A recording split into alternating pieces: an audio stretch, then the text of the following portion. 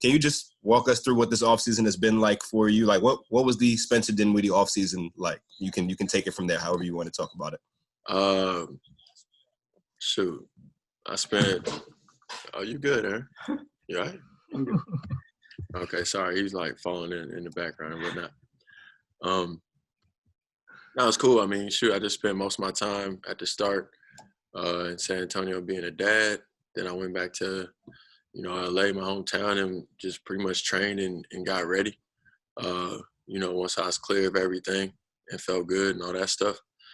I mean, obviously 2020 has been a crazy year, but mine hasn't been too eventful. I've actually just enjoyed the time. Like, when else would you get to be a dad for 5 straight months? You know what I mean? It never happened in the NBA.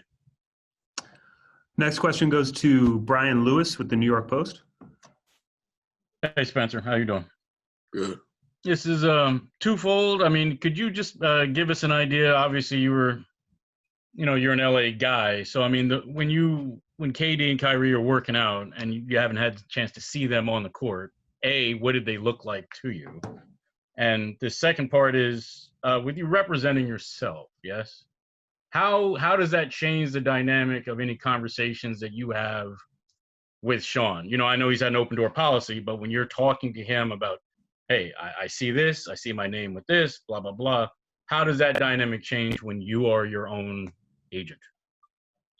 The KD Kyrie stuff, obviously, I mean, shoot, they look like KD and Kyrie. I think there's a lot of optimism around this season, deservedly so.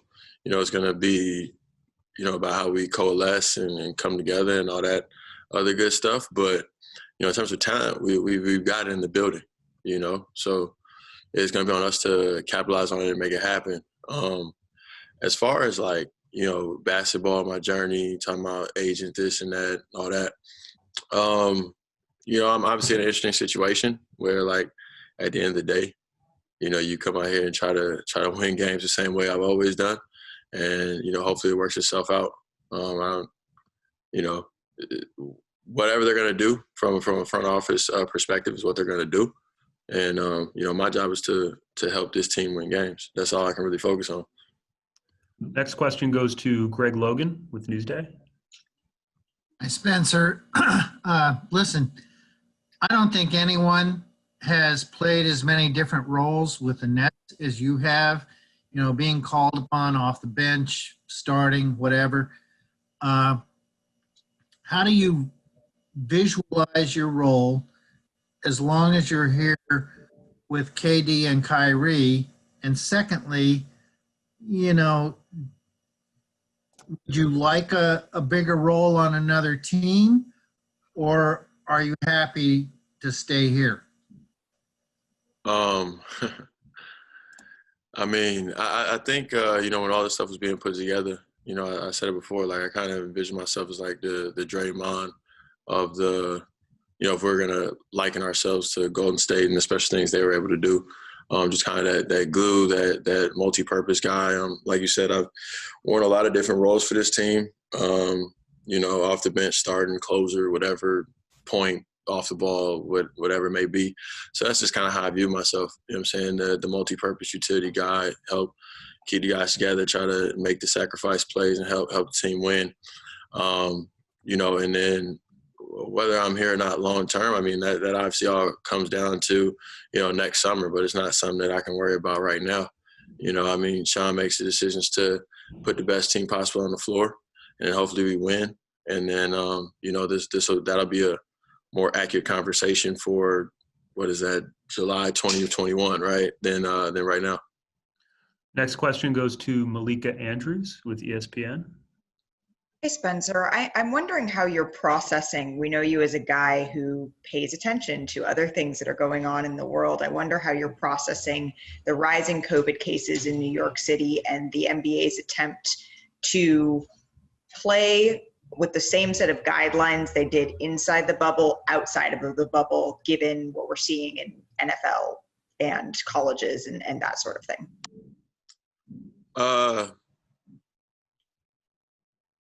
I mean, I guess my view on this stuff is probably a little more crude or harsh than most. I mean, we're capitalist association. Like we're designed to make money. We're revenue generating business, you know, so you're going to have to do what's best for the business at the end of the day. It's either that or shut it down. You know what I mean? Like you did your best attempt with the bubble. I think it worked out fantastically. That's probably not where I think it worked out fantastic. Who knows? Anyway, yeah, so, I mean, you're going to have to get back to some sense of normalcy and try to, you know, get as many people involved as possible. I know some arenas will have some capacity. You know, they're trying to look for the best way for the health of the league. You know, no pun intended there. And I'm not one that's going to be mad at that. You know, that's literally Adam Silver and, you know, those type guys' job. You know, so you got to roll with it. And for us, I mean, obviously we're fortunate enough to, you know, be doing the game that we love in the midst of it, right? Like there's a lot worse that you could be doing right now in the midst of everything going on. Do you worry about getting sick again? I mean, yeah, to a certain extent. I mean, I think everybody worries about their health to a certain extent, but at the same time, I mean, with the way this virus kind of works, I mean, it's a crapshoot, right? Like you could order food and, you know, and the delivery guy give it to you. You never know. You know, God forbid, knock on wood or whatever. But yeah, I mean that you just have to roll with it, you know. Next question goes to Alex Schiffer with The Athletic. Hey, Spencer, I admit Greg took part of my question. With all the guards on this roster, has there been any talk about you being moved off the ball more this season or having a more off-the-ball role than you have in years past just because of all the lineups you guys could potentially have? There hasn't been any, like, explicit talks. I would say less so about guards and the, you know, amount of those. More so, I mean, you just look at KD and Kyrie, like, they're going to be ball dominant. Like, you got to know that. You know, one's the greatest scorer of all time, right? Like, you know, you got to really recognize that and get the ball where it needs to go. So, you know, everybody else needs to, like, process and act accordingly and then do its best to help the team win. So, you know, there hasn't been any explicit conversations, but, you know, to think that, you know what I'm saying, you're going to be trying to take the ball out of KD's hands probably isn't the smartest thing. Next question goes to Brian Mahoney with the Associated Press. Spencer, is it difficult mentally to have such a long time here? When last season ended, you know, you were playing well. You knew your role when, you know, for the coach you had for the most part. Now it's going to be 9 months, knowing the team is going to look different. How do you kind of put all that aside and not kind of have all these questions about what it's going to be like? Or do you have those questions? I mean, I think every year it's looked drastically different, right? Like since I've been here. First year we had Brooke, some of the holdovers, a lot of young guys got signed out of the D-League. We're just kind of makeshift group making it work. The first year with D'Lo, like he was supposed to lead us and got hurt, right? Second year with D'Lo, we go to the playoffs. Last year, like, you know, Kyrie and Karras get hurt.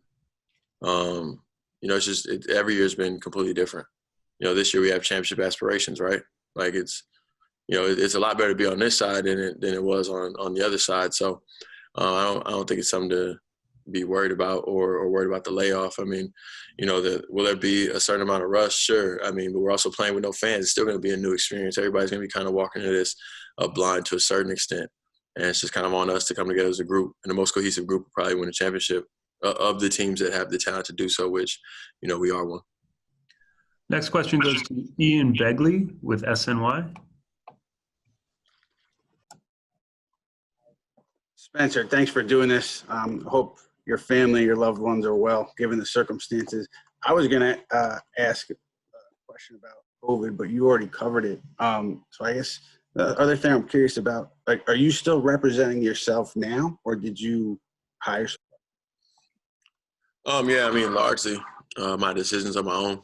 And, you know, I'm looking forward to everything that comes next. I mean, remember, like, this year, this next 6-8 months, however long, you know, this season lasts, I mean, there's not really much to do on that front. So, you know, it's going to be much more interesting in the summer. That's much more time for that type of conversation. Right now, it's all about, like, you know, maximizing the 72 games, trying to win a championship with this group we got. And just out of curiosity, like, did teams call you if they had interest in maybe, like, trading for you in short off-season period? It's like tampering or something, ain't it? Like, people ain't got my number like that. I'm real boring. My number ain't just floating around out there. Next question will go back to Greg Logan with Newsday. Okay, Spencer, I'm going to be really direct. Number one, have you asked for a trade? And number two, when you talk about a different role with this new team, will it be tough after you averaged 20-7 last year? Nah, I mean, I'm a little caught off guard by the first question. Why you ask if I asked for a trade? Oh, you muted him. Somebody said that. Because there were some reports out there that you wanted to leave the Nets. I didn't know whether those reports had any credibility or not, and so that's why I'm asking. Oh, that's funny. Nah, that's a fair question, I guess. I mean, once again, all the reports, right? Like, I don't know anybody that take less than market value to stay on a team that want to be traded. I mean, that's, like that doesn't, that'd be bad for business, right? Like that kind of be really dumb. No, and then once again, I mean, when we talk about shifting roles, like, my stats last year, like, they weren't supposed to happen. You know what I mean? In a lot of ways, I know it's cliches. A lot of people say stuff like that, but that's just the truth. We were supposed to have a team, and Grant, KD with his Achilles, but Kyrie Karras was supposed to lead us, which, we had talked about a ton. They just happened to get hurt. And, my role is my role. So, you try to do the best you can in every situation that you're in. Last year, it turned to 20-7. This year, whether it's sixth man, seventh man, Draymond, whatever want to call it, like, we win a championship, that's good for business. You know what I'm saying? Taking less than market value to be somewhere you don't want to be, bad for business. So we trying to make every move good for business. That's what we want to do. Next question goes to Tom Dowd with BrooklynNets.com. Spencer, yeah, you mentioned Karras. You've always spoken very highly of him going back, to the beginning. Just watching him in the bubble, the way he played, what do you think of the way he kind of took a step up down in Orlando? Yeah, I mean, I think, Karras is super talented. Like you said, we talked about that a ton. Supposed to be the third star of this team. We're going to need him to play extremely well right now and going forward. I mean, we're going to need all hands on deck, right? One player can't do it alone. Two players can't do it alone. Everybody's going to have to have their hand in this, and that's, DJ, J.A., Joe, Karras, myself, Jeff Green, Torian, like, there's a lot of people, Tyler Johnson, Shamet. I'm trying not to, miss anybody because I don't want there to be a report about how I missed somebody. But yeah, I mean, everybody's got to help out and do their part so that we can win. Everybody's not going to play every game. Injuries are part of the season. Depth is important. Like, it's just going to take everybody. Last question for Spencer. We'll go back to Alex Schiffer with The Athletic. Hey, Spencer, obviously you grew up as a big Lakers fan with Kobe and everything. Were you a big Steve Nash fan as a point guard growing up, or given that he wasn't a Laker till later in his career, you had already had your favorite players? I think there's a difference between respect and right? Because he used to battle the Lakers, so I hated him. But, he was cold, though, so you respect him.